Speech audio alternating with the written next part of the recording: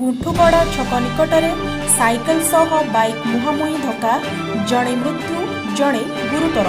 सूचना प्रकार आसिका थाना अंतर्गत गुंठुपड़ा छक निकटरे साइकेल बाइक मुहांमुही धक्का हेबा फल बालीछाईर मधुपात्र रायपल्लीर आलोक पड़ियारी गुरुतर होइथिले।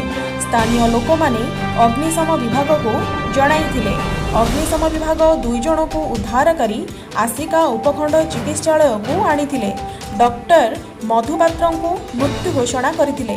रायपल्लीर आलोकर अवस्था बहु गुरुतर हेबारु ब्रह्मपुर मेडिकल स्थानांतरित करा जायछि बोली आसिका उपखंड चिकित्सालय सूचना मिलिछि।